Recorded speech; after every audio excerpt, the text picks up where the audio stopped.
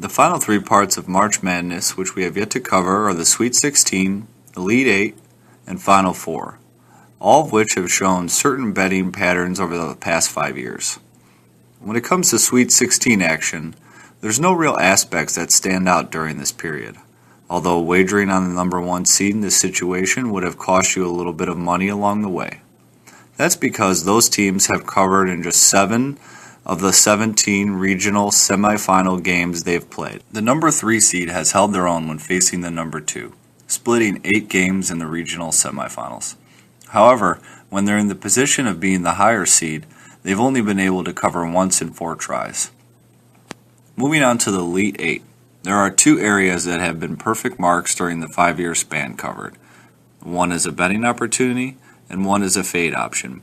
The betting opportunity occurs when the 4 or 5 seed appears in the regional final, where under this situation, those teams have combined for a spotless 7-0 against the spread record. The fade option takes place when the number 2 or 3 seeds are the higher seed in the regional final.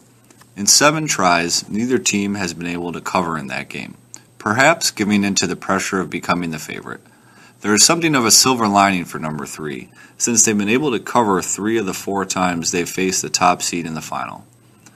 That now leads us to the Final Four, where a combination of point spreads, regions, and past play all come into focus when trying to establish some situations that can help handicappers cash in. The point spread angle is pretty clear for the semifinal games of the Final Four, when the higher seed in a game is either an underdog or favored by 3 points or less. The higher seed has covered 5 or 6 games played over the past 5 years. Anything above 3 points means the underdog should be the play, with dogs covering 3 of 4 times. The most successful regions when it comes to Final Four semifinal play during this 5-year period have been the South and West regions. The representatives from those regions have combined for a 7-2 record. In 2011, the NCAA temporarily replaced the South with the Southeast region and the Midwest with the Southwest region. In that case, the Southeast winner, Butler, covered. Past play takes on 2 areas of research. Teams that were in the previous year's Final Four have only covered 1 of 4 games that next season, and teams that have won by more points in the regional final are 6-3 against the spread.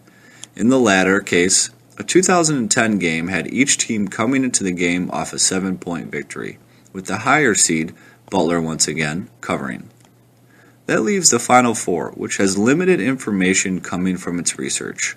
The easiest method of cashing in on this game over the past 5 years has been to simply play the favorite, which has covered 4 times.